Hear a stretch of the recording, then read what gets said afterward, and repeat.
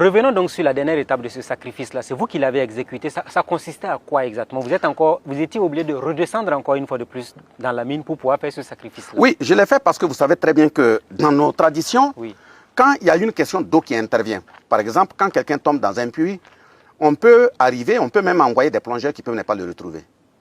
Mais si c'est des questions hautement traditionnelles, ce sont ceux qui s'occupent de la forge, qui viennent avec des enclumes. 2 enclumes, ils ont des rites qu'ils exécutent avec un certain nombre d'éléments qu'ils exécutent sur le puits et dans les moments qui suivent, même si l'intéressé est décédé, un corps ne reste pas enfui sous l'eau, sauf s'il est bloqué par un objet. S'il est libre, l'eau le rejette. Il peut arriver que quand quelqu'un également tombe dans un puits, et c'est lié à des questions traditionnelles, même les plongeurs ne peuvent pas rentrer parce que l'eau bout. Et ça bout sérieusement.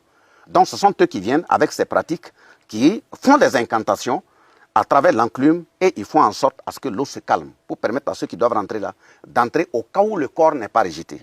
Mais nous sommes dans une situation où c'est de l'eau qui a chaviré tout et qui a rempli la mine. Nous ne connaissons pas, même si nous pompons l'eau pour la faire sortir, la profondeur, on dit même qu'il faut avoir peur de l'eau qui dort.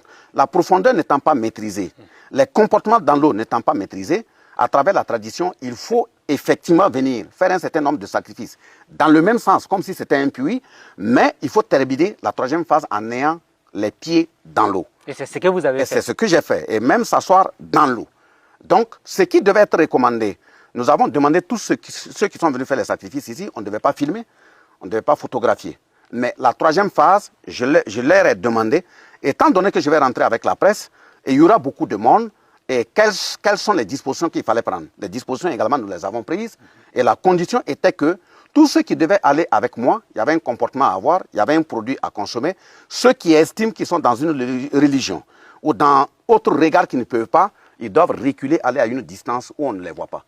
Heureusement, parmi nous, j'ai constaté qu'il y a beaucoup d'Africains, beaucoup de traditionnalistes qui sont restés. Tous ont bu l'eau. En tout cas, je leur ai dit dès les préparations avant d'entrer que celui qui reste, il va consommer. Ce n'est pas, on ne demande pas si tu dois consommer, c'est une recommandation, ça s'impose.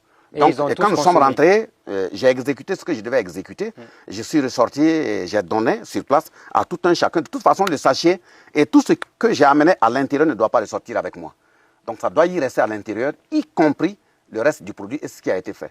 Alors, est-ce que ces sacrifices-là vous rassurent qu'on va retrouver ces 8 mineurs? Si ça ne me rassurait pas, je n'allais pas aller prendre jusqu'à ces risques. Et je pense que quand vous vous retrouvez à la mosquée, à l'église, vous priez, on vous donne la communion, vous priez, ce n'est pas par comparaison, c'est parce que justement ça vous rassure que vous pouvez prendre un chemin qui